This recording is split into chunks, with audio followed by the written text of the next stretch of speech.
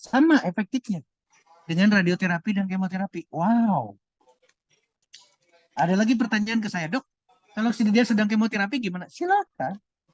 Tidak ada kontranya. Di sana diberikan radioterapi, di sana diberikan kemoterapi, berarti dikasih radiasi dengan radioterapinya. Tapi di rumah kita bisa berikan juga heat terapi, blower maupun food terapi. Saya inginnya ke food terapinya dulu, bio maupun biolight.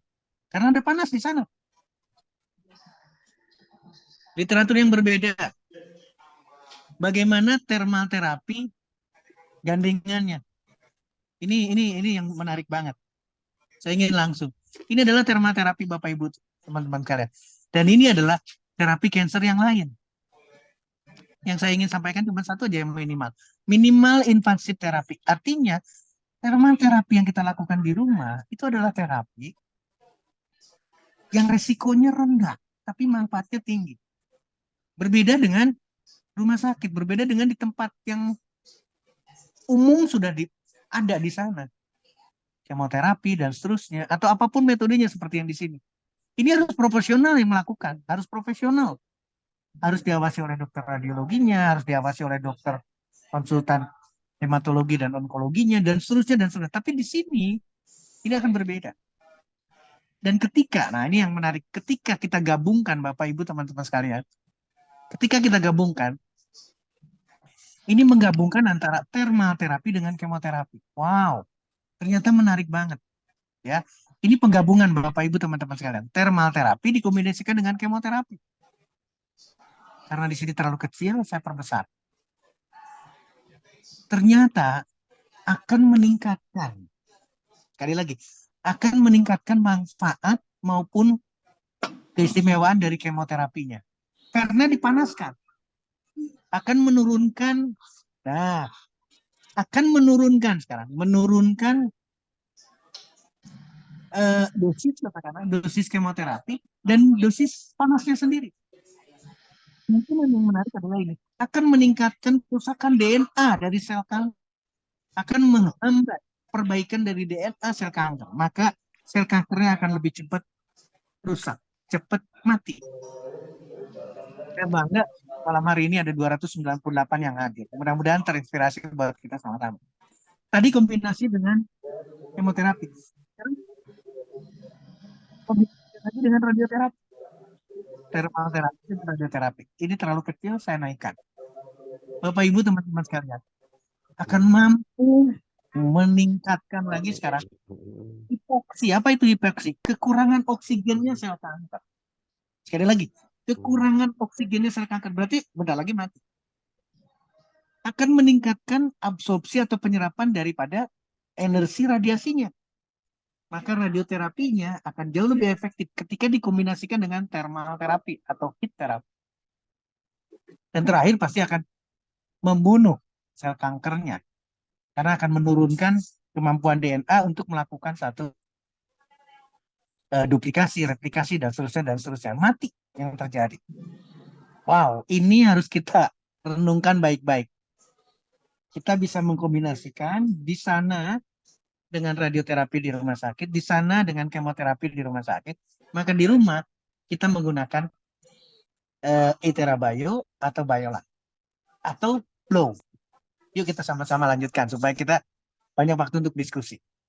Ini hal yang sama Bapak Ibu teman-teman sekalian. Bagaimana peranan daripada bioresonansi? Karena apa? Karena gelombang kita berbicaranya. Nah ini contoh ahli bioresonansi. Bioresonansi terapi pada pengobatan kanker maupun preventif. Di sini jelas Bapak Ibu teman-teman sekalian, bukan sekedar untuk diagnosa, tapi juga untuk possibility-nya, untuk juga memberikan satu pengobatan. Bahwa gelombang tera itu mencegah dan mengobati kanker. Kalimatnya sama nih. Untuk mencegah dan pengobatan berbagai jenis kanker. Wow. Dan sekali lagi, dan karena efek sampingnya bisa dikatakan tidak berbicara efek samping, maka improvementnya terutama adalah keinginan pasien, apa namanya, bisa dikatakan sebagai satu kondisi di mana akan jauh lebih tertib, akan lebih mau significant improvement. Artinya, satu konsekuensi di kanker akan bisa diselesaikan dengan sederhana. Uci luar biasa hari ini sampai menembus angka 300 peserta. Mudah-mudahan jadi makna buat kita malam hari ini. Nah, hal yang sama Bapak Ibu teman-teman sekalian. Coba diperhatikan di sini. Ada konklusinya penelitian tadi atau dari tulisan tadi. Mencegah, sekali lagi, mencegah dan mengobati kanker gelombang. Jadi, yang ini sama. Saya inginkan bagaimana efek daripada terapi dengan maupun tanpa maupun kemoterapi. Di sini betul berbarengan. Adalah bioresonansi terapi. Bioresonansi terapi menurunkan efek dari conventional cancer. Apa itu conventional cancer terapi? Adalah radioterapi dan kemoterapi. Dan yang menariknya adalah meningkatkan quality of life dari pasien. Ini yang menggembirakan buat kita Bapak Ibu sekalian. Ini ketika kita bicara anak sel, kita bicara ketika selnya menangkap gelombang, menangkap cahaya, maka balik lagi kesembuhan untuk mendapat sembuhan itu akan karena akan sama oleh mitokondria sel sehat. Demikian juga dengan akan membuild up antioksidannya. Antioksidan adalah anti kanker. Itulah gelombang, itulah cahaya. Nah, literatur yang lain terhadap kanker ini mohon maaf karena ini bayar. Jadi saya hanya ingin menggambarkan seperti ini. Tapi paling tidak betul-betul mempunyai potensial dan efek untuk pengobatan kanker. Kita tidak keraguan di sana. Demikian literatur berikut. Kanker artinya adalah apa yang diberikan oleh gelombang darah. Nah, Bapak Ibu sekalian, saya mengingatkan lagi, jangan kasih sel kankernya. Mudah-mudahan itu yang diulang-ulang. Jangan kasih makan sel kanker. Jangan kasih makan sel kanker. Jangan kasih sel kanker. Jangan kasih makan hewan. Manfaatkan. Ya. Bagaimana dengan bio? Bagaimana dengan BioLife? Singkat, teman-teman sudah merasakan ini. Kalau di sini 15 menit, ya perbandingannya das dengan usaha lain. 15 menit cukup dengan bio. Tubuh kita akan kembali bersih katakanlah. Metabolisme akan dirangsang lagi, inflamasi dikatasi, anti-aging, kontur tubuh diperbaiki. Ini adalah ada diaterminya, kayak ada hipoterminya atau diaterminya. Untuk mengatasi lemak yang berlebihan berarti menurunkan berat badan. Sirkulasi akan dinaikkan berarti peredaran darah diperbaiki. Apa yang dirasakan? Kebas-kebas, kalau aliran darah yang tidak enak, dan seterusnya. Ini akan diatasi dan mengaktifkan sel. Dok, ini ada cerita mengaktifkan sel. Bagaimana dengan sel kanker? Sel kanker tidak akan suka dengan terapi. Sel kanker tidak suka dengan buah. Sel kanker tidak suka dengan sayur. Sel kanker tidak suka dengan olahraga. Dengan hal-hal yang positif, sel kanker tidak suka. Jadi bagaimana dengan aktivitas sel ini? Mengaktifkan sel. Yang diartikan adalah sel yang tidak kanker. Sel yang lagi nunggu terapi.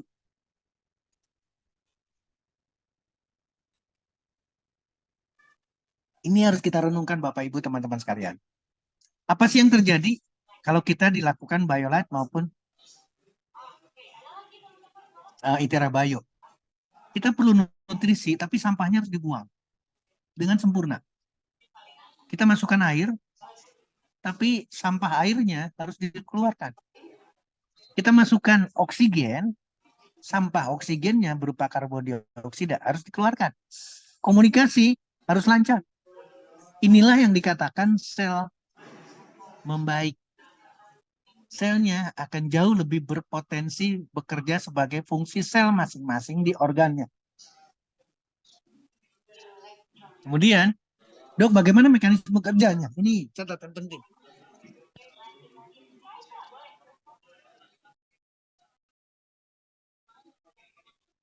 Bapak Ibu, ini catatan penting buat kita sama-sama. Kita harus melihat mekanismenya. Bagaimana pulse electromagnetic field therapy, food therapy, bio maupun biolight, ternyata dalam hitungan yang singkat, ini yang jadi catatan penting buat kita Bapak Ibu, teman-teman sekalian. Dalam hitungan milisekund, ini sel kita sudah berubah. Kalsium antagon, maupun maaf, ion kalsiumnya meningkat. Dalam hitungan menit, dalam hitungan detik, nitrik oxide itu meningkat. Dalam hitungan menit, siklik GMP-nya meningkat. Berarti ATP-nya, adenosine triphosphate, energinya meningkat. Sehingga hitungan menit, jam, hari, minggu, penyembuhan ini bisa terjadi. Inilah yang dilakukan dengan terapi melalui permukaan telapak kaki kita, bio maupun Itera Bio. Tolong pikirkan baik-baik. Atau mohon maaf, Itera Bio maupun BioLife. Kita lihat sekarang, apakah pulse electromagnetic field bekerja pada sel kanker? Pulse electromagnetic ternyata ini yang bagus banget, trigger cell death. Yang mati pasti adalah sel kanker. Ternyata memberikan sumbangsi terhadap kematian sel kanker. Saya tidak ingin memotong ataupun saya tidak ingin menghapus apalagi atau merubah.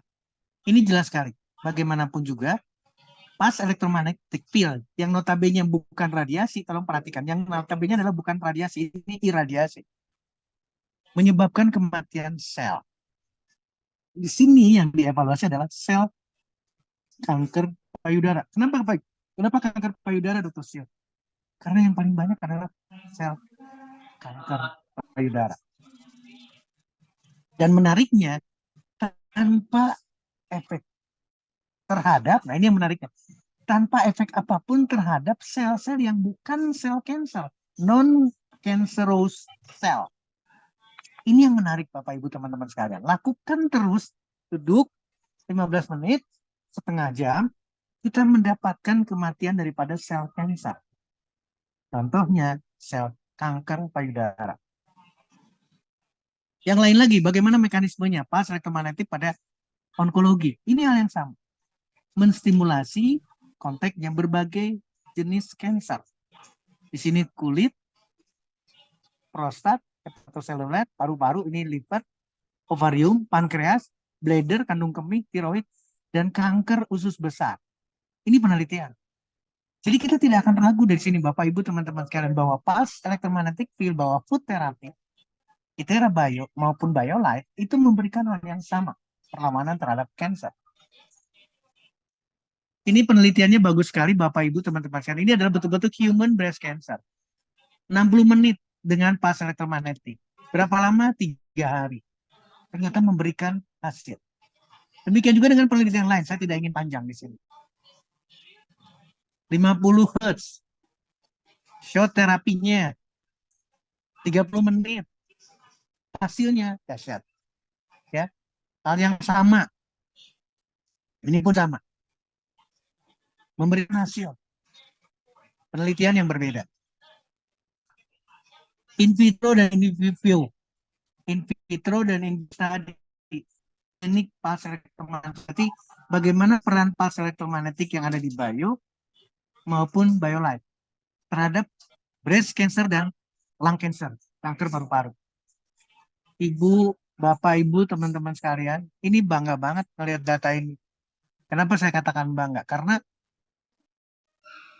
dari pembicaraan banyak sekali di penelitian di sini,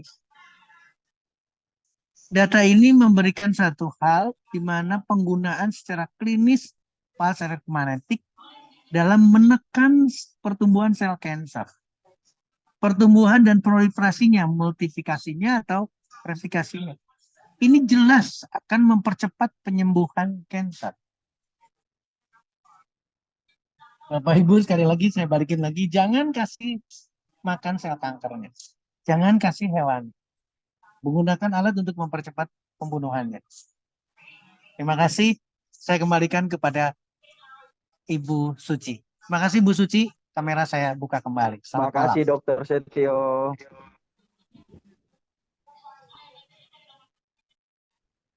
Terima kasih Dokter Setio.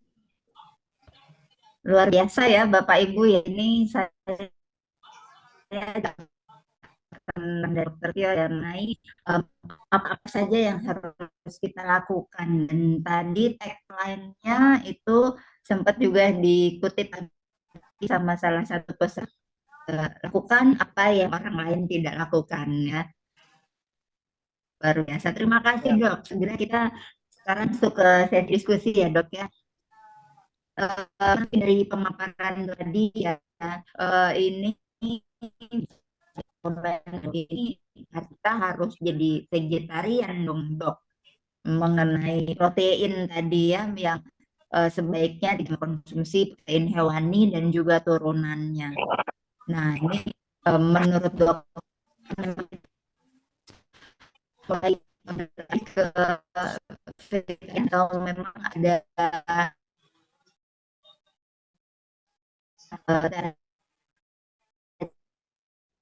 ini yang tubuh.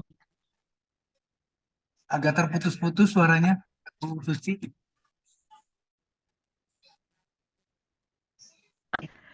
Jadi ya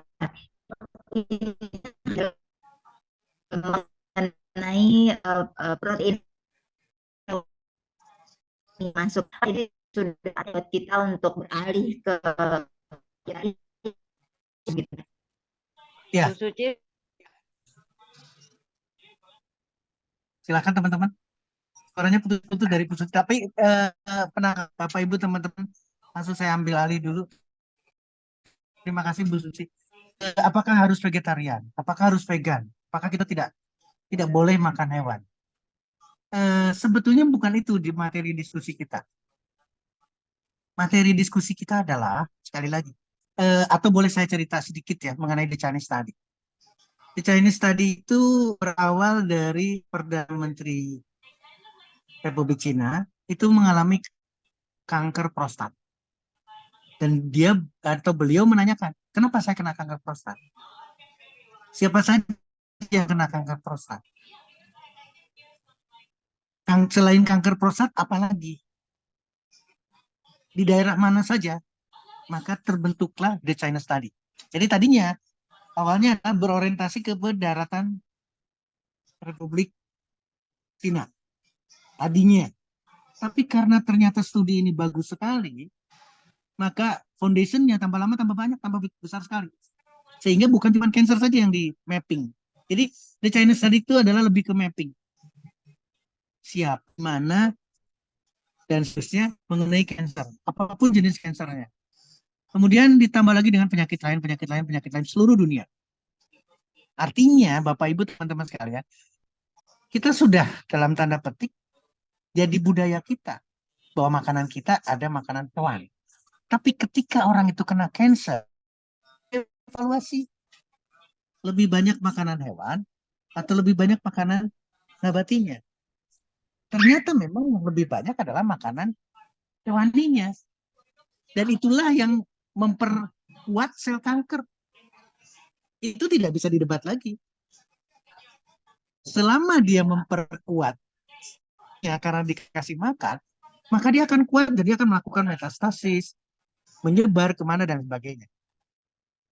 Fakta bahwa kita lebih banyak makan hewan. Maka ketika kita treatment, ketika kita berusaha, kalau kalimat saya potong, bisa nggak? Ingat, Bapak Ibu teman sekalian, ketika kita berpuasa semua sehat kan? Tidak ada yang namanya puasa tidak sehat. Tapi sekarang kita ganti kalimatnya makan. Dok, boleh nggak puasa? Boleh puasa. Bisa diterima ya. Puasanya kapan kita mau bukanya? Kita lihat sekarang satu persatu. Dan kasih makan sel kankernya dulu. Sampai selesai. Sampai pemeriksaan PET scan dan seterusnya. Itu betul-betul dapat. Maka sekali lagi Bu Suci, Bapak Ibu teman-teman kalian, bukan bicara menggiring vegetarian, menggiring ke vegan, apalagi menyangkut dengan eh, keagamaan, advent, bukan.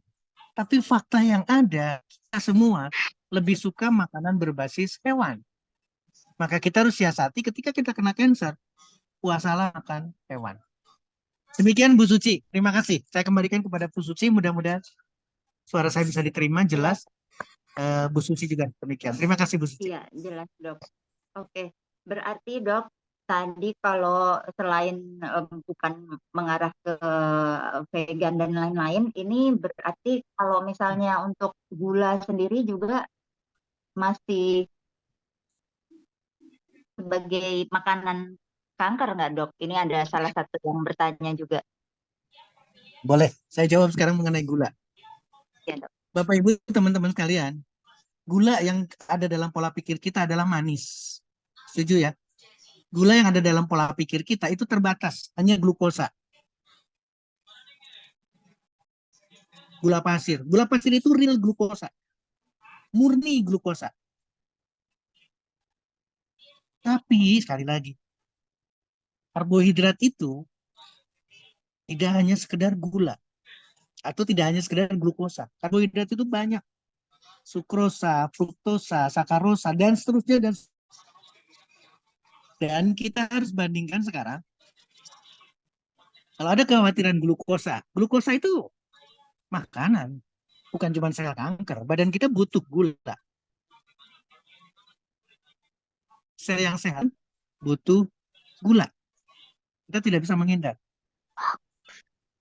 Tapi jangan konotasikan langsung pada glukosa atau gula pasir atau manis. Kenapa saya tadi menggambarkan mangga? Karena mangga rasanya manis. Manis banget. Apakah isinya gula pasir? Apakah isinya hanya glukosa? Tidak. Di sana ada lemak. Sekali lemaknya. Di sana ada protein. Di sana ada karbohidrat juga. Tapi karbohidratnya kompleks. Tidak mudah menjadi glukosa. Tidak mudah menjadi gula. Yang kita bisa diskusikan sekarang. Indeks glikeminya tidak setinggi gula pasir. Maka mangga walaupun manis ternyata anti kanker. Pertanyaan dari Bu Suci, pertanyaan dari Bapak Ibu teman-teman sekalian, dok gula gimana? Karena pembahasannya makanan yang tidak boleh gula. Gula atau glukosa sumber manapun, baik hewani maupun nabati. Ada karbohidrat di sana. Ada bahan baku gula di sana. Meskipun mungkin kelebihannya, yang berlebihan atau yang banyaknya. Proteinnya, lemaknya, kolesterolnya ketika bicara hewani. Tapi yang lainnya tidak. Orientasinya jangan hanya sekedar glukosa atau gula pasir. Kita bisa ganti dengan kurma yang manis, leci yang manis, sawo yang manis, daun stevia yang manisnya 200-300 kali dibandingkan gula pasir. Kita bisa ganti dengan madu, manis, tapi tidak tercium glukosanya oleh sang semut. Kalau madu yang original tidak didatengin semut. Tapi kalau madunya adalah cairan gula yang dikasih madu sedikit, maka semut akan datang. Karena semut suka dengan glukosa. Mudah-mudahan diskusinya akan berlanjut. Bu Suci, saya kembalikan ke Bu Suci. Terima kasih Bapak Ibu teman-teman sekalian. Oke, terima kasih dok. Berarti memang tergantung angka dari glycemic indexnya ya dok, ya, bukan masalah di gulanya ya, karena Bapak Ibu juga ketahui bahwa angka glycemic index inilah yang penentu lonjakan kadar gula dalam darah. Dan ini tentunya akan berbeda apabila tadi seperti Dokter Setia sampaikan juga buah-buah itu juga ada yang memang manis tapi angka glikemik indeksnya rendah, jadi boleh dikonsumsi. Nah, Mungkin dari Bapak Ibu sekalian ada beberapa yang sudah angkat tangan. Pertama ada Pak Susanto, kedua ada Susanto. Pak Lulu. Iya, Pak Susanto dulu deh, boleh silakan Pak. Silakan Pak Ya, Susanto. Pak Susanto. baik. Iya, Selamat malam, Dr. Setio. Selamat malam Pak Susanto. Saya mau tanya, kalau sudah kena kanker, apakah makan yang hewan yang berdarah, baik itu seafood, ya, tidak dianjurkan atau bisa sekali-sekali, Dok? Langsung saya jawab ya. Bu Suci izin. iya silakan Pak Dok. Susanto, seperti yang tadi sebetulnya. Setiap hewan itu mengandung protein hewan. Jadi mau itu berkaki 4, kaki 2, putih dagingnya, merah dagingnya, berdarah dan tidak berdarah, semua hewan itu proteinnya. Maka jangan dikasih. Karena sel kanker suka dengan itu. Sekali lagi, sel kanker suka dengan protein hewan. Apa yang saya sampaikan adalah penelitian. Apa yang saya sampaikan adalah the Chinese study. Jadi, seluruh hewan masuk telur. Telur dan kue-kue yang dibuat oleh telur. Tadi saya sudah sampaikan. Martabaknya, rotinya, dan seterusnya. Setiap mengandung telur, berarti mengandung protein hewan. Dan itu akan dinikmati oleh sel kanker. Sel kanker tidak akan mati. Dia akan melakukan replikasi, dia akan multiplikasi, dia akan bertambah banyak, dia growth. Metastasis kemana-mana. Demikian Pak Susanto. Mudah-mudahan kita segera ketemu ya. Baik, Dokter. Jadi pengganti proteinnya di luar yang itu Nah, gimana, Dok? ini baik. Bagus ini. Saya senang sekali. Diskusinya jadi menarik. Bapak Ibu, teman-teman sekalian, kita dapat pembelajaran, entah itu dari 4 sehat 5 sempurna atau dari manapun. Jadi seolah-olah protein itu adanya di daging. Protein itu seolah-olah hanya ada di ikan. Hanya ada di hewan. Ini yang salah. Makanya ayo kita gali lagi. Lihat lagi. Bapak Ibu tolong bantu saya. Sekali lagi bantu saya. Lihat kadar protein yang ada di kentang. Lihat kadar protein yang ada di tomat.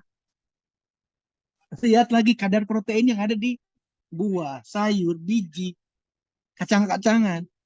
Itu protein. Makanya tempe, kenapa? Tempe protein, karena kacang-kacangan. Tapi proteinnya nabati. Sekali lagi, kita salah. Seolah-olah kalau kita tidak dapat ikan, tidak dapat daging, kita tidak dapat nutrisi. Itu yang salah. Bapak Ibu boleh saya sampaikan. Kalimatnya ini mungkin menantang sekali. Ya. Tidak ada satu zat pun, sekali lagi, tidak ada satu zat pun yang terkandung di dalam makanan berbasis hewan yang tidak ada di nabati. Bayangkan. Ya. Tidak ada satu zat pun yang terkandung di hewani yang tidak ada di daun, buah, sayur. Itu semua ada, kecuali kolesterol. Tolong disimak. Kolesterol tidak ada di nabati. Lemak ada, tapi kecil sekali dan sehat. Yang selebihnya adalah angka-angka yang rendah. Atau boleh saya sampaikan, ini mungkin ada catatan menarik. Nanti ketika offline saya akan berusaha untuk menyampaikan. Kalsium, Bapak Ibu, teman-teman sekalian. Kalsium yang ada, yang kita ributnya adalah susu. Kalsium yang ada di dalam susu. Ini apple to apple ya, 500 kilokalori nabatinya, 500 kilokalori hewaninya. Kalsiumnya yang ada di susu atau di hewani itu hanya 252. Sementara kalsium yang ada di tomat, bayam, buncis, kacang-kacangan, kentang itu 545, 2 kali lipat lebih, Bapak Ibu teman-teman sekalian. Makanya saya katakan nutrisi, kalau kita bicara nutrisi ternyata lebih baik atau jauh lebih baik nabati dibandingkan dengan hewani.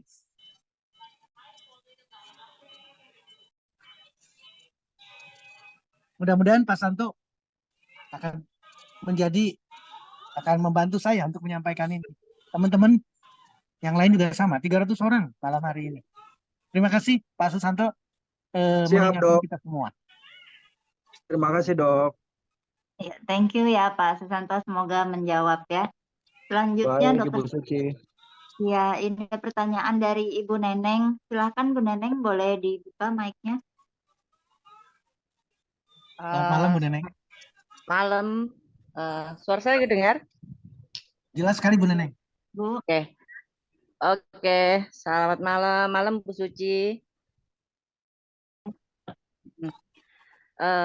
Dok, seringkali pasien kanker itu tahu dia kena kanker tuh biasanya udah di Terlambat. stadium yang cukup lambat ya. Apakah ada gejala umum yang kita sebagai orang awam bisa waspadai, misalnya kita jadi bisa aware, bisa tahu di stadium-stadium awal? Itu pertanyaannya. Terima kasih Dok. Terima kasih Bu Suci. Baik, saya langsung jawab Bu Suci, izin ya. Karena kita seolah-olah kita fokus di kanker payudara yang paling tinggi. Maka kita bicara payudara. Sebetulnya pemerintah, kementerian dan seterusnya, apalagi organisasi yang giat di cancer, itu banyak sekali yang sudah dilakukan, termasuk ada judulnya adalah Sadari, pemeriksaan payudara sendiri.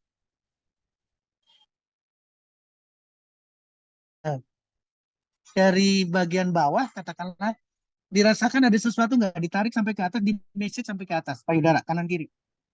Dari samping ke tengah. Dari tengah ke samping. Dari atas ke bawah. Itu untuk mencari apakah ada benjolan yang aneh. Bukan pada saat subur, bukan pada saat memang mau menstruasi. Kalau ada benjolan di payudara berarti tanda. Nah, saya hanya ingin ngambil garisnya adalah benjolan. Semua benjolan, Ibu Neneng, semua benjolan itu mengartikan ke arah tumor. Benjolan apapun. Jadi jangan menyederhanakan, oh itu tumor jinak. Jangan. Kutil misalkan, itu adalah tumor. Benjolan apapun. Ganglion, lipoma, aterom, yang masing-masing berbeda. Dari otot, katakanlah dengan ateromnya, atau ganglionnya, memang karena dari ganglion, dari aterom, dari pembuluh darahnya, dari lemaknya dengan lipomanya, kista misalnya.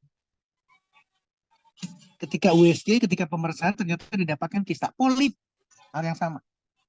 Nah, artinya ada tumbuh jaringan yang tidak wajar. Dan itu tidak bisa, kecuali pemeriksaan. Nah, yang saya ingin sampaikan adalah, Bu Neneng, Bapak Ibu, teman-teman sekalian, sekali lagi yang saya ingin sampaikan adalah, jangan ingin terkena tumor. Tolong pikirkan baik-baik kalimat saya.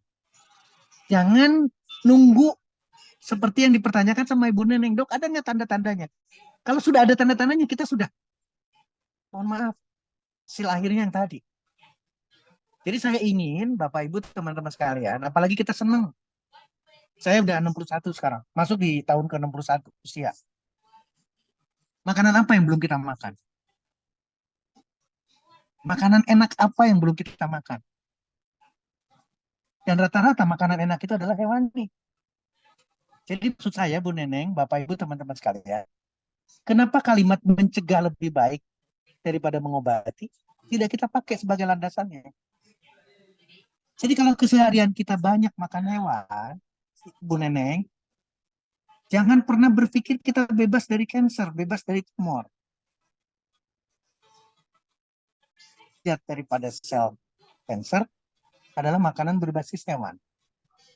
Jadi kalau saya, ini pertanyaan atau jawabannya juga pribadi. Kalau saya, lebih baik mencegah, lebih baik kita mengontrol makanan berbasis hewannya. Kalau kemarin kita tidak seimbang dengan makanan antara hewani dengan nabatinya, maka seimbangkan. Kalau kita bisa puasa, tidak makan hewan sama sekali, lebih bagus lagi program cegah kita. Jadi, terutama adalah benjolan, baik di permukaan tubuh maupun melalui pemeriksaan USG. Itu sudah mengantisipasi cancer, mengantisipasi tumor. Pembesaran kelenjar getah bening misalkan di belakang telinga, di leher, selangkangan, ketiak, itu juga mewakili. Setiap benjolan mewakili tumor baik jinak maupun perjalanannya ke ganas. Jadi sekali lagi, payudara usus tolong periksa. Dan periksanya sendiri pada saat mandi, pada saat setelah mandi, dan seterusnya. Itu bisa dilakukan sendiri. Kalau ada benjolan, segera mamografi, segera konsultasikan dengan dokter dan seterusnya. Dan solusinya apa? Yang kita diskusikan sekarang. Makanan berbasis hewan jangan. Demikian untuk Ibu Neneng. Saya kembalikan kepada Bu Suci. Terima kasih. Terima kasih, Dok. Ya, terima kasih Bu Neneng, terima kasih Dokter Setio. Tadi selain Bu Neneng, kita ke pertanyaan langsung dulu ya Bapak Ibu ya. Ini ada Bapak Simon. Silakan Bapak Simon, boleh dibuka mikrofonnya, bertanya langsung dengan Dokter Setio. Halo, ya, terima kasih Bu Suci. Ya. Dokter Setio, ini saya pengen tanya ya secara pribadi gitu, pengalaman untuk apa? Saya ini terus terang nih saya gabung di Terakhir karena saya pengen terapi untuk hewan saya, untuk dogi. Karena saya banyak ini ya banyak mas saya sebelum itu kan saya riset-riset dulu, ternyata beberapa hal itu banyak ada yang efektif itu, terutama untuk ada dogi lah segala macam. Jadi saya benar tertarik. Jadi manusianya aja masih nomor 2-in itu untuk dia dulu gitu ibaratnya. Nah, karena kasusnya tuh dia di selangkangannya itu ada apa benjolan ya. Ada benjolan terus segede boleh dibilang kurang lebih 6 cm lah ya. Udah kurang lebih 6 cm gitu diameternya.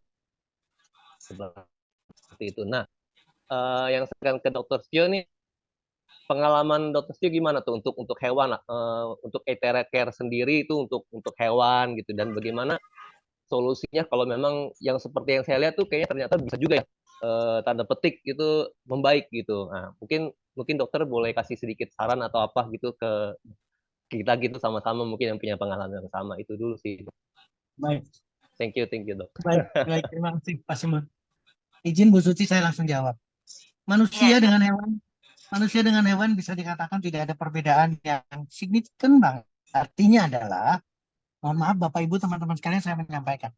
Semua penelitian pasti menggunakan hewan atau diawali dengan menggunakan hewan, baik in vitro maupun in vivo. Tadi sebetulnya ada penelitian dengan hewan. Artinya anti cancernya dites dulu pada hewan. Pak Simon. Jadi jangan ragu dengan Itera. Jangan ragu dengan sekali karena pasti penelitiannya adalah in vitro dan in vivo. Apa sih dok in vitro dan in vivo itu? In vitro itu jaringan diambil, katakanlah sekarang tadi ada di selangkangan atau ada di usus misalkan. Ususnya itu diambil, mati berarti hewannya. Mohon maaf ya. Kalau di penelitian hewan pasti ada yang pasti jadi korban dan harusnya kita sangat berterima kasih kepada hewan. Dikorbankan, maka diambillah jaringannya kemudian di terapi. Peneliti. Mengecil nggak sel tumornya? Itu in vitro. In vivo itu tidak dimatikan, hidup. Contoh, si atau tikus kecilnya itu disuntikan zat yang akan menjadi kanker. Sekali lagi, disuntikan satu zat yang akan menghasilkan kanker. Di penyakit lain misal, disuntikan sesuatu yang akan menghasilkan dia jadi diabetes, rusak pankreasnya. Nanti yang lain juga sama, rusak ginjalnya. Tapi hidup, binatang itu. Makanya sekali lagi, Bapak Ibu teman-teman, kita harus mengucapkan terima kasih kepada hewan, karena hewan yang mengawalinya. Yes. Maka ketika kanker, sekali lagi, dia hidup, kemudian bagaimana dengan terapi? Terapinya, gelombang teranya. Yang tidak bisa adalah hewan itu tidak sebagai manusia. Kenapa? Karena makanannya spesifik. Maka kita tidak pedulikan dengan makanan. Makanan kesukaan. Cuman kalau memungkinkan, sekali lagi kalau mau kan nih, susah kita ya. Pak Simon tahu banget lah. dalam bentuk produksi. Betul. Paham maksud saya? Bukan makanan hewan di hutan yang di mana di Afrika misalkan. Bukan itu makanannya. Makanannya sudah dipublikasi. Jadi beda. Makanya terjadinya cancer, terjadinya benjolan pada hewan-hewan peliharaan sekarang akan jauh lebih tinggi karena yang jadi makanannya bukan makanan alami.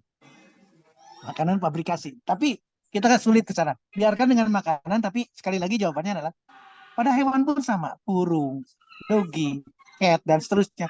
Itu akan mendapatkan hal yang sama. Manfaatkan, cuman kan bicaranya sekarang, dok, kaki, sudah tidak ada tidak ada cerita Itera Bayo atau Bayola, tidak ada. Yang diceritakan adalah blowernya. Intinya gelombang teranya masuk. Demikian Pak Simon. Mudah-mudahan membantu. Terima kasih sekali lagi. Oke. Oh dok, satu lagi boleh gak ya? Saya mau tahu gitu keefektifan untuk memblownya itu mungkin ada caranya seperti apa nggak dok ya? Karena kan saya tadi yang beberapa hari ini saya coba, saya cuman dari tulang belakang itu kan dari upline saya kan saya tanya-tanya gitu, dia bilang dari tulang belakang terus sama itunya sama yang benjolannya itu langsung ditembak aja di blow gitu. Itu gimana dok? Apa yang lebih efektif atau yang gimana ya dok ya? Ada saran nggak gitu? Enggak ada. Bu Suci nih, saya ingin memberikan gambaran begini. Oke. Bapak Ibu teman-teman sekalian, ketika blow kita nyalakan, on kan, dan kemudian dipancarkan ke permukaan tubuh baik hewan maupun manusia, itu tidak dalam bentuk titik. Sekali lagi, tapi dalam bentuk area. Paham ya? Apalagi ketika blow-nya itu digerakkan. Maka area itu akan terpapar oleh gelombang tera maupun heat terapinya. Pertanyaan Pak Simon atau pertanyaan Bapak Ibu teman-teman sekalian sama. Titiknya yang mana yang benar? Gak bisa ketemu titik karena ini bukan jarum. Kalau kita suruh mencari titik dulu berarti kita harus belajar 3 tahun jadi akupunktur. Atau saya nggak tahu, mungkin nggak lulus 3 tahun, 4 tahun jadi akupunktur. Susah mencari titik. Lebih baik ikutin SOP yang sudah dibuat sama kantor. Ini khusus untuk mempermudah kita ya. Mana yang di blow? Dari kepala, sepanjang tulang belakang, nanti ketiaknya atau kelenjar-kelenjar limfenya di ketiak, di selangkangan dan seterusnya. Ikutin itu sudah luar biasa dapat. Dan jangan berorientasi, sekali lagi jangan berorientasi pada permasalahan benjolannya saja atau penyakitnya saja. Oh ini benjolannya ada di selangkangan, seolah-olah terapinya hanya itu aja. Tidak. Karena terapi itu akan memperbaiki tubuh. Nah, kalau di dalam tubuh kita selnya sehat semua, maka dia berani ngusir sel kanker. Saya hanya mungkin memberikan ilustrasi sel cancer itu seperti halnya premanisme. Dia kuat, dia sangar, dia rakus, dia minta jatahnya luar biasa. Itu adalah sel cancer. Dan sel yang lainnya dalam tubuh kita lemah. Maka dia bertahan kuat. Nah sekarang dengan terapi, dengan blow, memperkuat sel yang tidak cancer. Tadi bagus sekali kalimatnya. Non-cancerous cell. Sel yang tidak cancer. Dan tidak mempunyai efek. Tidak mempunyai efek untuk negatifnya. Berarti mendapatkan efek positifnya. Kuat selnya. ATP-nya bagus. ROS-nya sebagai antioksidannya bagus. Sebagai antiinflamasinya bagus. Nitrik oksidnya meningkat. Maka dia akan jauh lebih kuat dibandingkan dengan sel cancer. Demikian yang perlu saya jawab. Jadi jangan ragu dengan salah. Tidak ada yang salah. Karena bukan titik. Mungkin Bu Suci akan menambahkan. Silakan Bu Suci. Terima kasih. Thank you dokter. Terima kasih. Mudah-mudahan menjawab ya tadi pertanyaannya.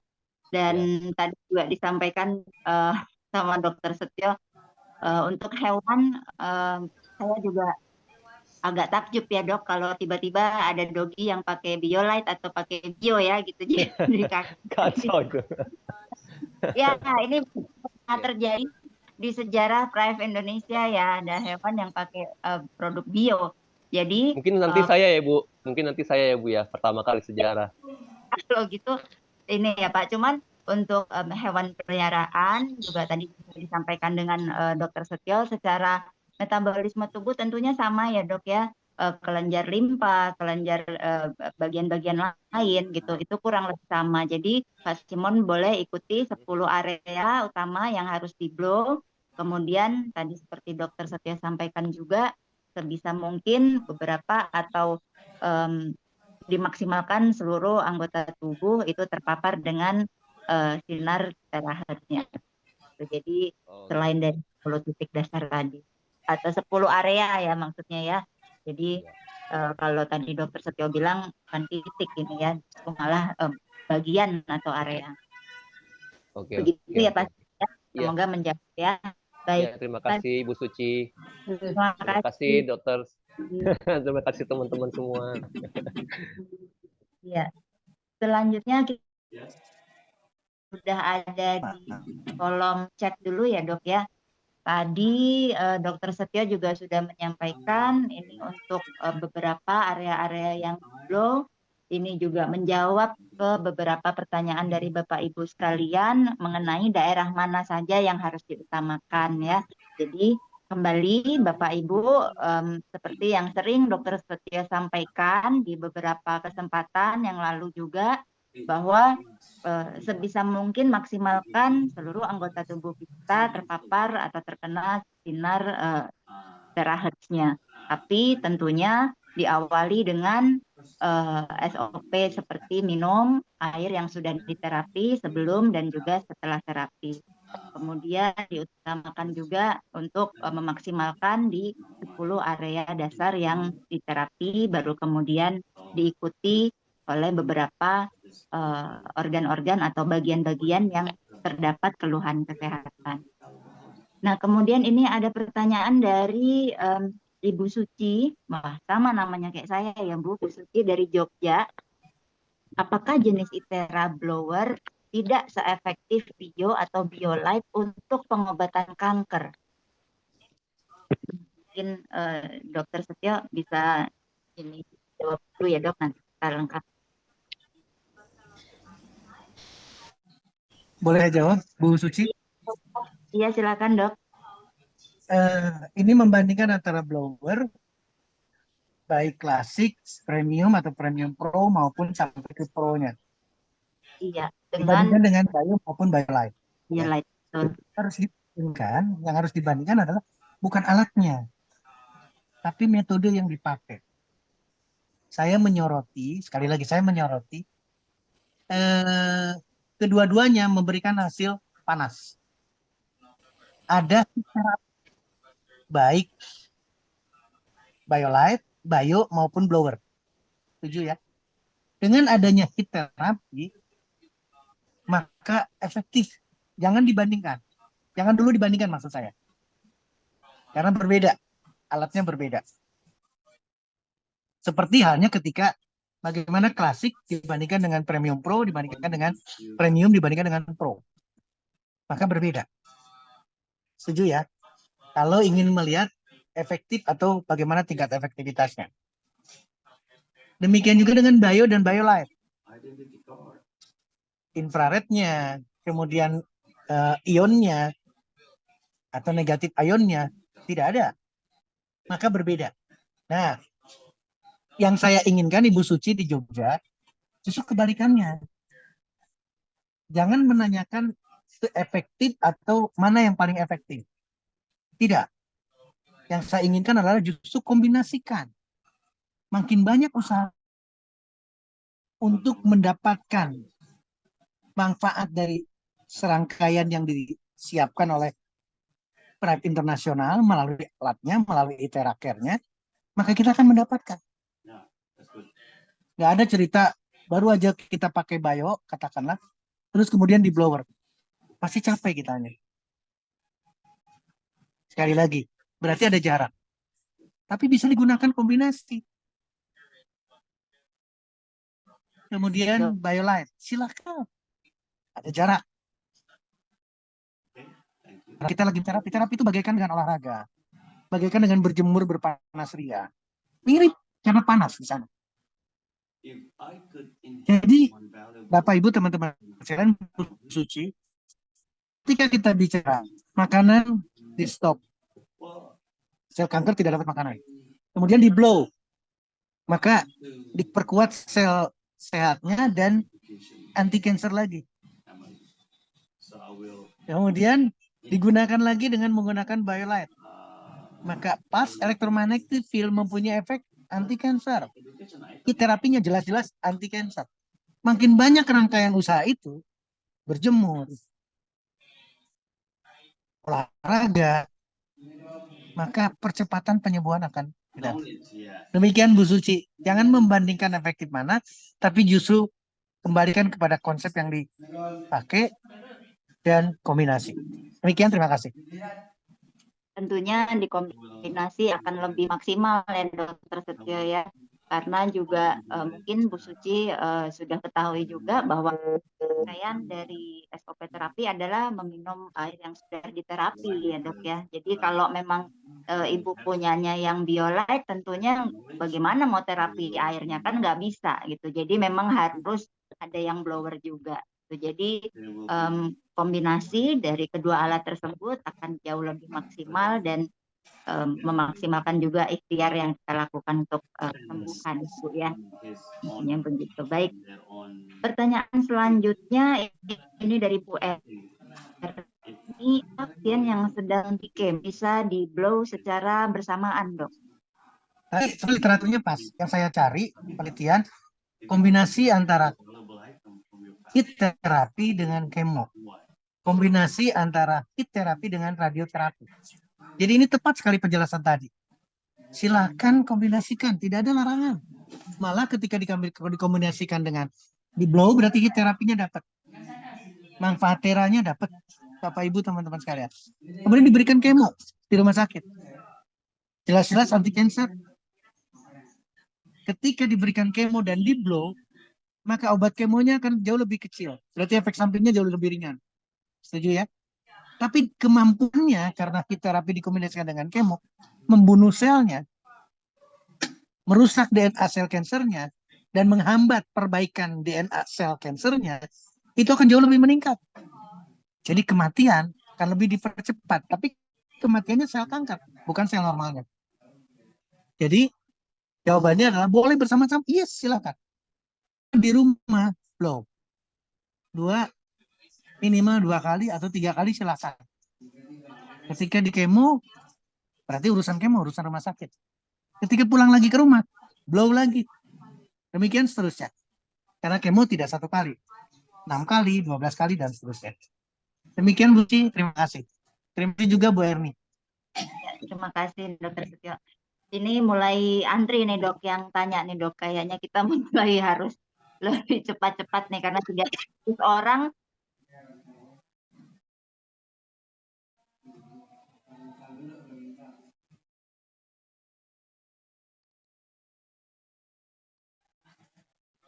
Siapa ini? Bapak. Silakan buka mic-nya Pak. Apa pertanyaannya langsung disampaikan ke Dokter Setio? Oke, makasih. Selamat malam. Ibu, Ya, silakan. selamat malam Pak Dokter. Pak Dokter, ini sebetulnya banyak pertanyaan yang ingin saya tanyakan karena emang sudah ngantri. Cuma ini yang saya akan tanyakan yang khusus baru-baru saja kejadian dengan adik saya kemarin. Jadi adik saya itu kan habis operasi Pak ya, tempurungnya hancur. Terus dipasangin apa sebangsa kayak tadinya awalnya kayak karet gitu untuk pengganti tulang tempurungnya yang hancur. Terus setelah sekian lama operasi terjadi peradangan hingga diminta ganti dengan titanium di tempurungnya itu. Nah, kalau dengan adanya titanium ini kita kan otomatis nggak boleh di blow ya di tempurung di kepalanya ini. Itu yang di blow yang di bagian apa? Karena kemarin sempat terjadi perdarahan atau nanah gitu di kepala yang bekas jahitannya itu, dan pada saat dibawa ke rumah sakit itu ada benang-benang yang keluar. Ibu, mohon maaf. Nah, yang ingin saya tanya, Itu operasinya udah berapa lama Bu? Dari pasca operasinya? 14 tahun. Jadi setelah 14 tahun itu tiba-tiba muncul muncul apa kayak nanah gitu, keluar darah sedikit. Nah, jadi kemarin saya sempat bertanya, ini saya mau blow, tapi kan menurut yang saya ketahui selama ini kan kalau ada pen atau ini kan tidak boleh. Betul, Nah, ini kan betul. apa di batok kepalanya yang hancur kemarin kan ini diganti pen, bukan pen ya, titanium gitu loh. Nah, itu yang di blower di bagian mananya kan saya jadi takut, ragu-ragu saya. Oh, Ya. oke. Iya, mungkin silakan Dokter Setio status Baik, dulu terima kasih Bu Suci. dulu ya Yes. Bu.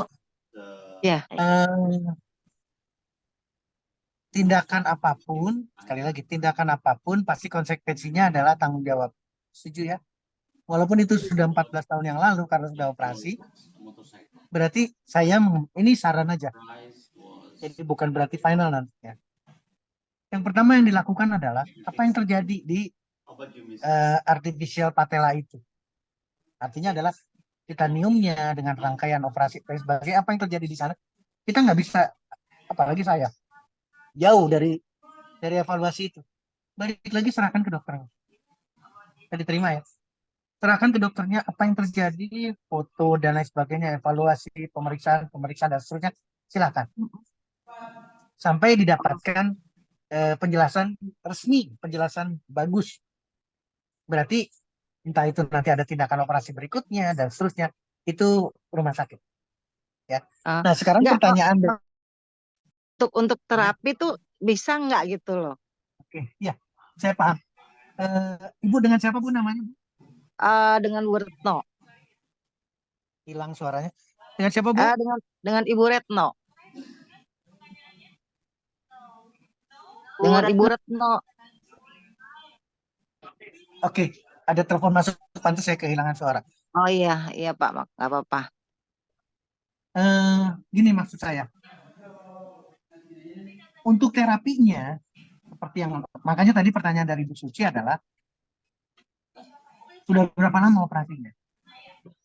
Apalagi sekarang seolah-olah ada hal yang baru, ada nanah, ada darah. Berarti seolah-olah kecelakaan baru. Kita tidak tahu apa yang terjadi. Itu tidak memungkinkan untuk dilakukan blow di sana. Karena baru. Karena tindakan operasi. Karena titanium. Tapi sekali lagi, yang bersangkutan itu bukan hanya lutut. Bukan hanya patella. Bukan hanya tempurung. Yang bersangkutan itu punya kepala, tangan, dan seterusnya. Jadi yang di blow adalah SOP-nya, kecuali daerah itu yang tidak.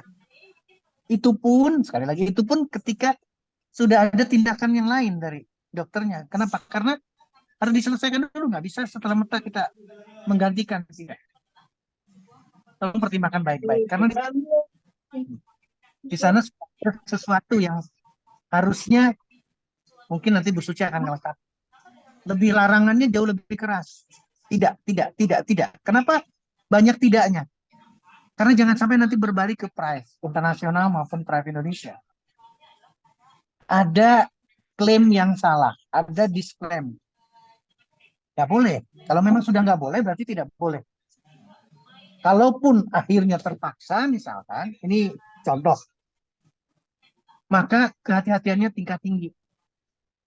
Sekali lagi, makanya saya tidak ingin fokus pada lututnya, patelanya, tempurungnya, tapi ke badannya. Badannya itu harus sehat. Ketika sehat badannya, saya ingin luka di sana, gangguan di sana, itu akan dipercepat karena badannya yang lainnya sehat. Itu mungkin dari saya. Saya minta Bu Suci juga melengkapi karena ini adalah tindakan operasi. Silakan Bu Suci supaya tidak salah pemahaman kita bersama. Terima kasih. Iya, terima kasih Dr. Setio. Betul Bu Retno. Jadi meskipun memang operasi sudah lama dilakukan gitu, tapi juga tadi belakangan ini muncul beberapa gejala-gejala baru ya yang kita khawatirkan juga nanti akan memiliki dampak apabila kita blow di area tersebut. Dan memang tadi seperti yang Dr. Setio sampaikan, kita kan sebetulnya memang ada area lain, Bu. 10 area yang memang menjadi SOP terapi kita gitu. Jadi memang bisa dihindari di bagian tersebut.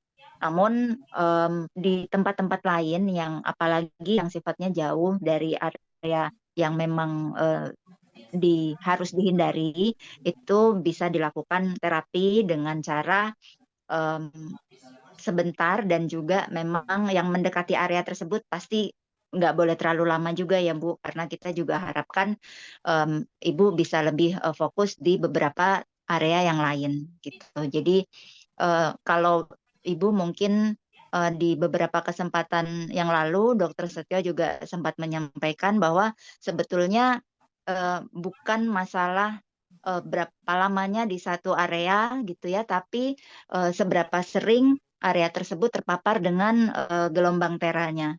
Jadi apalagi ini ada kondisi dalam tanda kutip yang harus mengalami perhatian khusus gitu. Jadi sebaiknya memang durasi terapi pada saat satu kali terapi atau satu sesi terapi itu tidak terlalu lama, tapi bisa dilakukan sering. Nah, jadi durasi terapinya sebentar-sebentar, tapi Ibu bisa lakukan sering. Mungkin kalau yang normal 2 sampai 3 kali, satu kali sesi itu mungkin sekitar 30 sampai 45 menit kalau pakai yang klasik ya.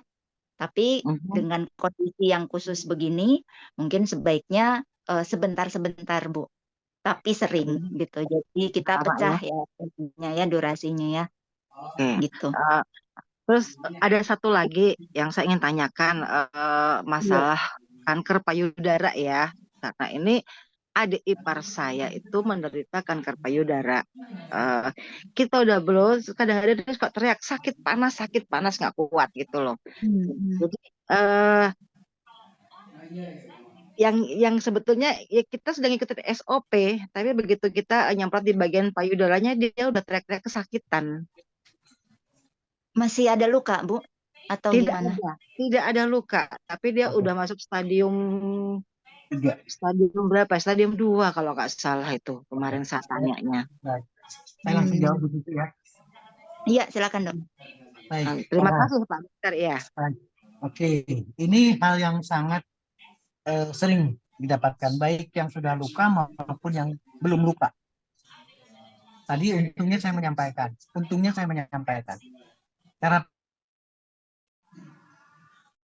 Artinya ada sakit di sana. Kalau kita olahraga, apalagi orang yang serius, pegel, sakit itu.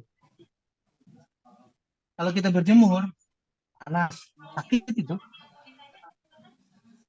Apalagi sel kanker. Sel kanker tidak suka diganggu. Jadi ketika blow itu dilakukan, maka itu adalah benda yang sangat mengganggu.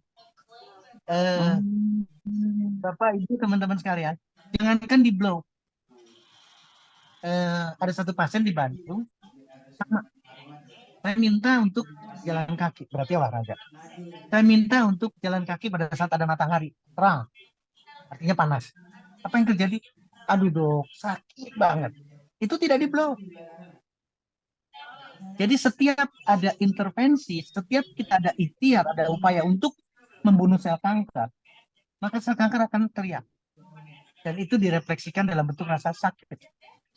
Makanya sekali lagi, jangan berorientasi ke payudara saja. Tadi bicara tempurung, patelanya. Sekarang payudara. Jangan berorientasi ke patelanya. Jangan berorientasi ke payudaranya. Lakukan malah maksimalkan, optimalkan SOP. Ketika payudara mulai mau disentuh, ingat logikanya. Kalau sakit, itu adalah perlawanan daripada sel kanker. Bukan tubuh kita. Justru penolakan daripada sel kanker. Maka, jadi bagaimana Dok jalan keluarnya? Persis seperti yang tadi disampaikan sama Ibu Suci. Tidak dekat, jauh, sering. Diterima ya? Kekuatannya kecil, jauh, ya. Jaraknya lebih jauh, berarti dia tetap nyaman, tapi terpapar. Begitu. Maka itu adalah salah satu yang bisa kita lakukan, tapi mindset yang bersangkutan harus dibangun. bahwa ketika sakit itu yang teriak bukan tubuh Anda, tapi tubuh. Yang Mudah-mudahan ini ya, kankernya baik. ini ya, sel kankernya ini ya. Betul. Iya. Baik. Terima Oke. kasih banyak mengingatkan kita semua. Iya, terima kasih banyak Pak Dokter dan rekan-rekan semuanya. Bu Suci juga terima kasih banyak penjelasannya. Sebetulnya masih banyak, cuma saya kasih dengan teman-teman yang lain mungkin masih butuh pertanyaan lagi. Makasih. Iya, Selamat malam Pak terima kasih Dokter. banyak Bu Retno. Iya, terima kasih banyak Bu Retno. Iya. Tadi pertanyaan mengenai seputar kanker payudara ini juga sekaligus menjawab dari beberapa pertanyaan Bapak Ibu ya. Tadi Suci lihat juga di kolom chat banyak sekali yang bertanya ini mengenai kanker payudara, kemudian blow di area mana dan selanjutnya ya, apakah pada waktu kemo boleh di blow atau tidak, gitu, di terapi atau tidak ya. Jawabannya tadi sudah disampaikan juga oleh Dokter Setio, bahwasanya silahkan Bapak Ibu tetap melakukan terapi sesuai dengan kembali mengamati apa namanya rasa yang dirasakan pada saat di terapi ya. Jadi apabila sudah dirasakan panas, tidak nyaman atau apa gitu ya, Bapak Ibu mulai waspada dan juga menghentikan terapi gitu. Jadi tadi Dokter Setio juga sampaikan bahwa kita sebaiknya perlahan, kemudian durasinya singkat tapi sering. Yang penting beberapa anggota tubuh kita terpapar dengan gelombang tera. Dan ini juga apa namanya menjawab juga pertanyaan dari Pak Daren ya, untuk apa namanya kanker payudara juga ya, sekalian dijawab tadi ya. Kemudian ini Dok, ada pertanyaan mengenai autoimun ya.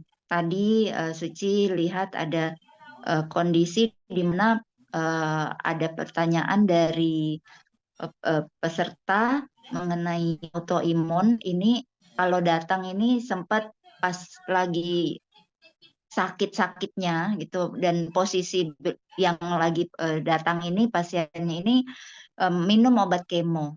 Nah, ini boleh di blow atau tidak ya? Sempat di blow juga dan merasa lebih enak sebetulnya. Jadi kita bisa Bagaimana simpulkan. penjelasannya ya?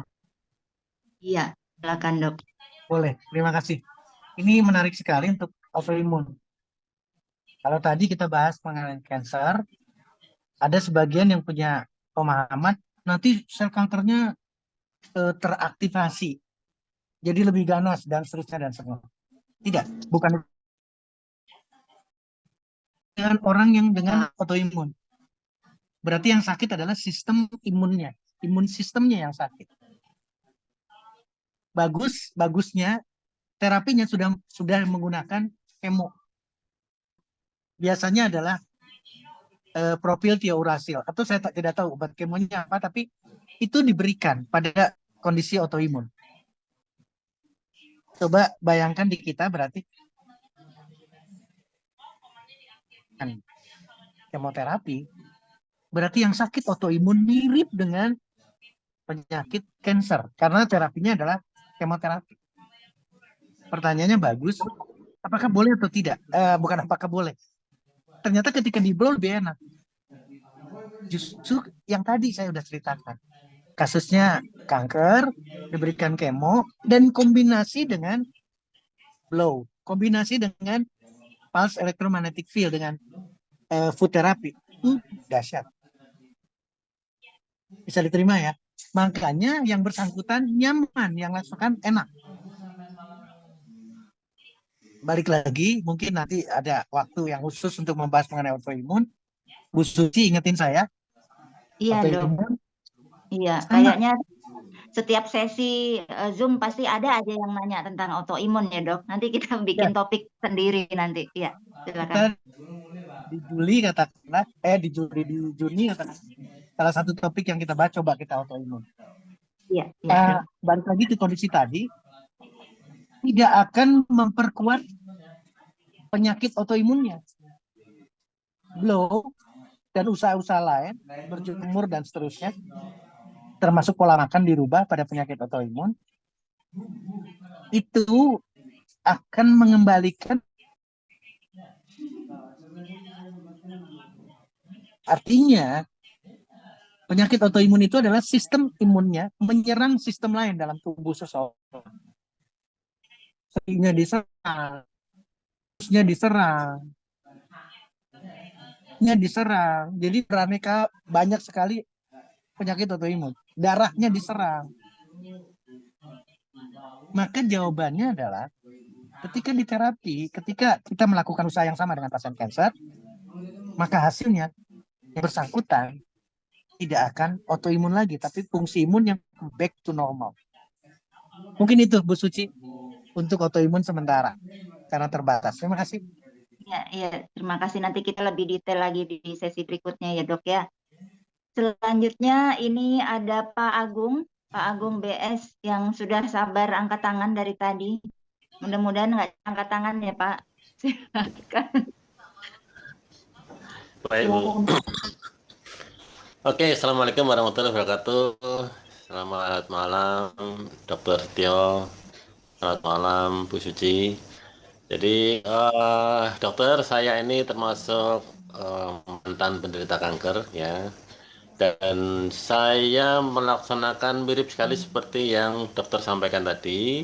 Saya stop perang, kemudian saya juga stop konsumsi gula dan low karbo, ya low karbo. Jadi pakai beras merah dan sebagainya. Kemudian, tapi saya masih konsumsi telur dan ikan. Nah, saya nggak tahu apa efeknya bagaimana karena waktu itu saya yang membaca literatur. Disarankan makan putih telur, jadi saya masih makan telur dan ya. Nah, alhamdulillah setiap CT scan hasilnya bagus. Terakhir scan 6 bulan yang lalu juga hasilnya bersih. Nah, terkait dengan kanker saya ada pertanyaan. Kanker ini kan penyakit yang berpacu dengan waktu ya dokter ya. Nah, seperti Ibu tadi yang bertanya, beberapa kali saya menerapi pasien kanker itu kesakitan sehingga tidak bisa pakai yang high. Pakai klasik pun pakai yang low tetap nggak bisa. Saya coba pakai bio, level yang terendah pun dalam waktu 3 menit sudah kesakitan tidak mampu menahan. Nah, saya minta saran dokter karena kalau seandainya hanya terapi dari jarak yang sangat jauh nggak terasa, padahal kita tahu kanker itu berpacu dengan waktu. Karena saya punya beberapa pengalaman juga mencoba menerapi saudara dan terkejar karena apa namanya cepat sekali metastasenya, sementara kita nggak bisa terapi, agak panas sedikit aja nggak bisa gitu kan. Jadi saya minta saran bagaimana dengan kondisi seperti ini. Kita ingin mengejar. Nah, karena kita berpacu dengan waktu, tapi tidak bisa dengan speed tinggi. Pakai bio level 3 pun nggak kuat. Satu pun hanya mampu maksimal 5 menit gitu loh. Sudah kesakitan luar biasa. Pakai klasik low saja harus sangat jauh sehingga ya akhirnya tidak efektif. Demikian dokter pertanyaan saya. Terima kasih. Assalamualaikum warahmatullahi wabarakatuh. Waalaikumsalam warahmatullahi wabarakatuh. Izin Bu Suci saya langsung jawab. Betul. Makanya yang diperlukan adalah edukasi. Jadi itu adalah tantangan buat kita Pak Agung. Apalagi Pak Agung sudah sebagian masih ada ikan dan putih telur atau telur bagian putihnya, tidak merahnya. Itu sudah berhasil. Setuju ya? Nah, sementara kasus yang kita hadapi sekarang ini, Pak Agung, teman-teman, Bapak Ibu sekalian, lebih serius lagi karena bicaranya waktu. Jadi kenapa saya tegas stop total makanan berbasis? Saya diterima ya, karena berpacu dengan waktu. Ini contoh dari Bu Eni Dekti Kunhardini. Kankernya empedu, pankreas, liver. Tidak mau di biopsi. Di onkologi tidak mau. Minta diterapi seminggu 3 kali. Nggak kekejar. Apakah cukup? Nggak bisa. Ini yang bagusnya. Jadi balik lagi Pak Agung. Yang harus kita lakukan adalah rangkaian, kalau memang mau diurut sekarang, makanan harus dirubah total. Kalau bisa stop total. Itu yang pertama. Terus kemudian betul-betul 100% nabati. Berjemur adalah adalah food therapy. Paham ya? Apalagi berjemurnya kakinya telanjang, tidak pakai sendal, tidak pakai sepatu. Paham maksud saya? Berarti dia menerima terapi food terapinya dan juga gelombang tera yang berasal dari matahari. Itu dilakukan terus setiap hari, bukan setiap saat. Bukan setiap 3 minggu sekali, bukan. Setiap hari dilakukan. Demikian juga dengan olahraga. Jalan kaki. Ada kasus ada pasien 30 menit dok saya jalan sama jadi 60 menit. Karena berpacu dengan waktu. Nah, lalu bagaimana dengan iteranya sekarang? Flow-nya dan food terapinya. Maka seperti tadi penjelasannya dan kita harus sepakati bareng-bareng. Tetap dilakukan karena matahari sudah tenggelam. Jadi selama ada matahari, maka terapi dengan matahari. Terapi dengan food terapi yang ada di permukaan bumi. Jalan kaki tanpa alas. Berarti dia dapat. Ketika matahari terbenam, maka terapilah dengan bio atau biolight, dengan blow-nya klasik, yang pasti terapi. Jadi tidak ada cerita tidak optimal. Tapi ketika kita mengkombinasikan, maka kita akan mendapatkan. Edukasilah yang bersangkutan untuk menerima itu. Sakit 3 menit selesai, ya sudah terapinya 3 menit. Tapi jangan stop. Ulangi lagi. Dan kita punya doa, mudah-mudahan dari 3 menit menjadi 4 atau 5 menit. Lakukan lagi.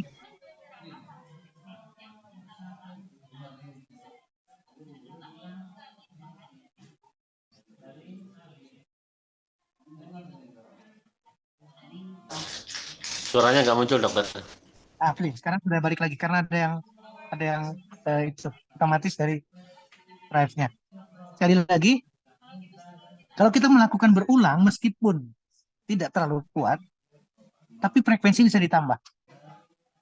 Jadi Pak Agung bisa mengilustrasikan stop, sekali lagi, pemikiran bahwa sakit itu adalah penghalang. Maka kita harus labrak. Jadi kita harus lawan karena berpacu dengan waktu. Terapi meskipun ringan, tidak optimal, tapi sering. Lakukan lagi. 2, 3, 4, 5 kali dan seterusnya. Demikian Pak Agung, mudah-mudahan menjawab pertanyaannya. Terima kasih Bu Suci. Baik, terima kasih dokter. Ya, terima kasih Dr. Setio.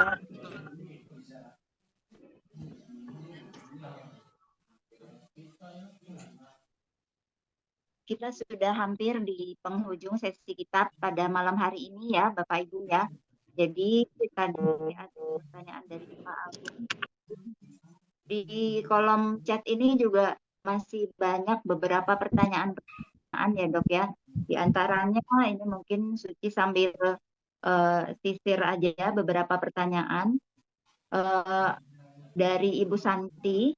Pak dokter, anak saya kanker payudara, keluhannya setelah radiasi 15 kali, itu sakit kalau nelan makanan. Dan sakitnya ini letaknya di bagian dada kalau pas makanannya turun dari kerongkongan ke dada. Gitu. Dan ini sangat mengganggu. Nah ini untuk blow-nya bagaimana? Nah kemudian Ibu Elpida Saragi, ini mengenai osteoartritis dok. Jadi apakah ITERA bisa membantu pemulihan untuk nyeri pada lutut yang terkena osteoartritis? Ini dirapel ya dok ya sekalian ya. Kemudian apakah untuk hipertiroid ya bagaimana juga cara untuk penyembuh? Itu dulu dok.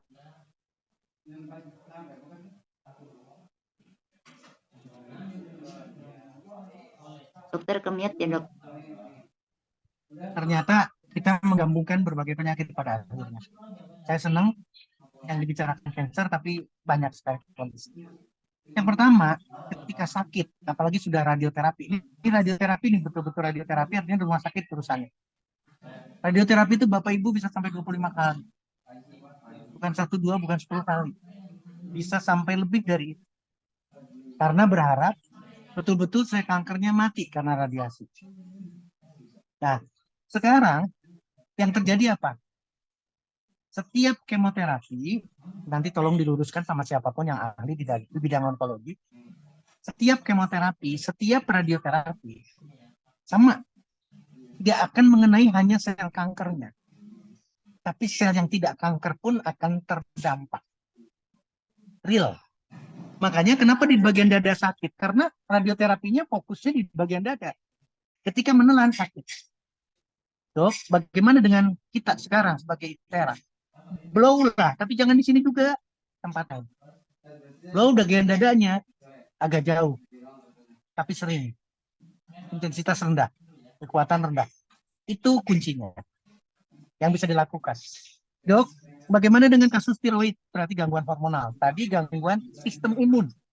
Gangguan hormonal, ketidakseimbangan hormonal sama adalah tubuhnya tidak sehat. Kalau tubuh tidak sehat, maka terapinya adalah terapi tubuhnya. Ketika tubuhnya diterapi, SOP dilakukan secara optimal, maka baik tiroid maupun pankreas dengan diabetesnya dan seterusnya. Hormon apapun ketika tubuhnya membaik, maka dia akan membaik. Yang satu lagi apa tadi, Bu Suci? Saya tidak catat. Mengenai ini dok, osteoartritis. Nah, osteoartritis ketika bicaranya yang paling diributkan adalah peradangan, rasa sakit. Saya ilustrasikan, dalam sel kita itu ada reseptor cahaya, ada reseptor gelombang. Maka ketika di blow, kita akan mendapatkan sinar itu, gelombang teratur ditangkap oleh sel kita.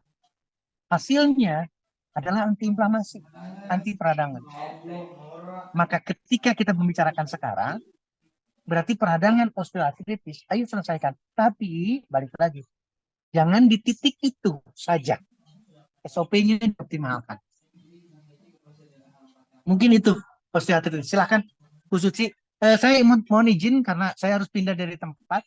Saya akan matikan laptop saya, dan saya akan menggunakan handphone saja untuk beberapa menit terakhir. Silakan Bu Suci, saya kembalikan kepada Ibu Suci. Terima kasih banyak dok. Iya, Bapak Ibu, ini memang kita sudah masuk ke 2 jam pertemuan kita ya setiap hari Jumat. Nah, mungkin kita boleh akhiri untuk pertemuan kita pada malam hari ini ya Bapak Ibu. Mohon maaf sekali apabila ada beberapa yang pertanyaan-pertanyaan yang belum sempat terjawab ya. Tadi ada Ibu Mahira mengenai kemoterapi dengan jarak pemakaian ITERA ya. Ibu, mungkin kalau memang dari kondisi tidak ada keluhan ya, dan juga tidak ada luka dan lain-lain, boleh dilakukan langsung ya Bu ya. Jadi berbarengan dengan kemoterapi. Jadi beberapa waktu yang lalu Dokter Setia juga sempat menyampaikan bahwa tidak ada halangan apabila dilakukan terapi bersamaan dengan kemoterapi. Kemudian yang lain tadi ada pertanyaan dari Pak Andikasi ya mengenai Makasih ya. iya Makasih ya. mengenai apa ya Makasih. tadi Pak Andikasi ini apabila sudah pasang pen dari tulang ekor ya di lumbal 4 dan 5 ya Pak Andi, untuk terapinya Bapak juga masih bisa tetap lakukan ya, asal tidak di bagian yang setelah habis operasi pasang pen ya Pak ya. Jadi kalau memang operasi sebaiknya disarankan mungkin minimal 2 bulan setelah operasi itu baru boleh dilakukan terapi. Mengingat kita tidak mengetahui apakah ada luka dalam yang masih tersisa di bagian dalam ya. Jadi Bapak Ibu tetap harus ingat beberapa pantangan-pantangan atau hal-hal yang harus dihindari dalam melakukan terapi. Jadi kembali Suci ingatkan menstruasi, hamil, kemudian pasang pen, termasuk juga pas uji jantung, pasang lensa tanam mata ya, lensa mata maksudnya yang ditanam, kemudian luka terbuka ya, kondisi patah tulang dan lain-lain itu sebaiknya dilihat kondisinya ya Bapak Ibu ya. Boleh diterapi nggak? Boleh, tapi tentunya di area lain yang tidak terkena kondisi-kondisi yang disebutkan tadi, kecuali mens dan hamil ya. Kalau itu udah totally per burden ya Bapak Ibu ya. Jadi untuk yang lain masih bisa dikondisikan selain di area yang bersangkutan ya. Kemudian tadi lainnya, Bisa menjawab mengenai, saya, Bu Suci.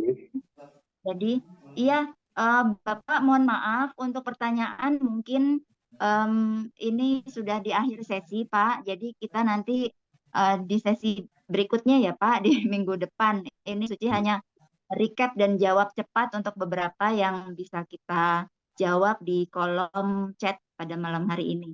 Dari Ibu Sri Kurniawati ya, ada bertanya mengenai peran oksigen water atau oxytap yang relate to cancer.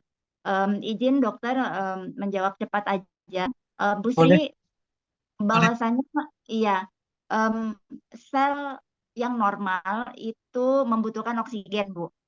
Nah, tapi bahayanya adalah sel bisa hidup tanpa oksigen. Ini peran dari oksigen di mana kita senantiasa mensuplai oksigen kepada sel-sel yang sehat ya, sel-sel yang normal. Karena sel yang lama-lama kekurangan oksigen itu dia akan bisa menjadi sel kanker. Dan ini juga tentunya harus senantiasa dikombinasikan juga ya, selain Bapak Ibu juga mengkonsumsi air oksigen ya dari Oxytap. Kemudian tidak lupa harus selalu senantiasa melakukan terapi. Nah, dokter, boleh ini ada satu pertanyaan penutup dari Pak Luluk. silakan. Pertanyaannya bagus. Ini makanya kenapa Suci taruh di bagian closing ya. Jadi Pak Luluk mengatakan presentasi kanker yang diakibatkan oleh makanan berbasis hewan. Sementara dari fakta juga ada banyak orang yang makan berbasis hewan tapi sehat terus sampai tua. Nah, pertanyaannya adalah apakah ada penelitian terkait kanker ini dengan emosi negatif yang terpendam? Nah, ini penting nih. Emosi negatif yang terpendam, seseorang ini juga menjadikan atau melahirkan sel-sel Pemicu. rusak dan juga menjadi kanker. Nah, ini kadang sering nih Dok kita dengar ya apa jokes ya gitu, jangan sering marah, jangan sering memendam emosi, ntar jadi kanker gitu kan. Nah, ini mungkin dokter bisa sampaikan secara singkat Dok untuk menutup pertemuan kita pada malam hari ini. Silakan Dok. Baik, terima kasih Bu Cuci, terima kasih Pak Lulu atau Bu Lulu. Terima kasih teman-teman semua. Saya udah di kendaraan, tapi alhamdulillah kita tetap silaturahminya bagus sekali. Betul. Jadi antara psikis, antara kejiwaan dengan fisik itu jadi satu selama kita hidup. Kenapa demikian? Karena psikis itu ada di kepala kita. Dendam, emosi itu ada di kepala kita. Dan itu mempengaruhi hormonal. Jadi yang tertinggi itu adalah hipotalamus. Mengontrol segala keseluruhan, baik fisik pada akhirnya maupun hormonal. Ketika terjadi satu yang imbalance antara orang berpikirnya secara logika berdasarkan realita dengan baper, dengan bawa perasaan yang lebih tinggi. Ketika emosi ini muncul, sekali lagi, maka sangat, kalau ditanyakan sekarang Pak Lulu, ada apakah penelitian itu? Saya yakin sekali. Persentasenya tinggi sekali, statistiknya tinggi sekali.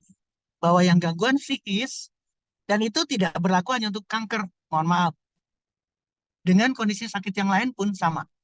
Korelasinya ada antara psikis yang tidak bisa diselesaikan, psikis yang tidak bisa di manage, itu akan menimbulkan kanker, diabetes, autoimun, dan seterusnya. Demikian Bu Suci, terima kasih banyak. Silaturahmi yang luar biasa, saya senang sekali.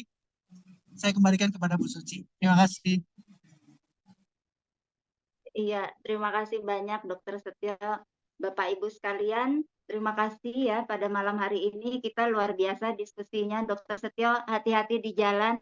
Dokter ini luar biasa, sampai nyetir pun di jalan masih mau menjawab pertanyaan kita ya. Hati-hati ya Dok.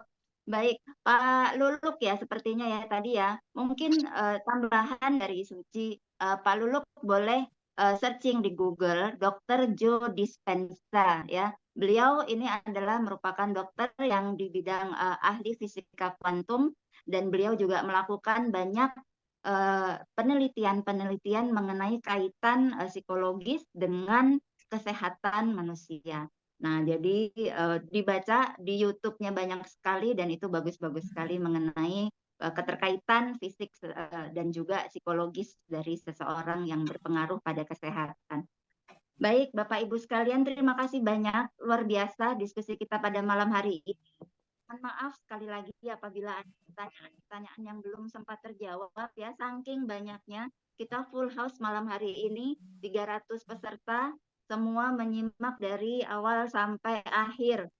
Suci ucapkan Bapak Ibu sekalian senantiasa sehat ya, dan kemudian jangan lupa tadi Dr. Setio juga sampaikan atur pola makan, gaya hidup, tetap terapi dan juga atur ini apa namanya kesehatan emosinya ya, emosional manajemennya supaya senantiasa balance semuanya. Terima kasih banyak Bapak Ibu sekalian. Suci akhiri pertemuan kita pada malam hari ini. Dr. Setio, terima kasih banyak atas jalan. Kita ketemu lagi dengan Bincang Sehat bersama Prive Indonesia di minggu depan dengan topik yang lebih menarik lagi. Terima kasih, selamat malam Bapak Ibu Terima sekalian. kasih. Terima kasih Terima Pak kasih Dr. semuanya. Setia, Bu Susi. Terima kasih. Terima kasih. Terima kasih. Terima kasih.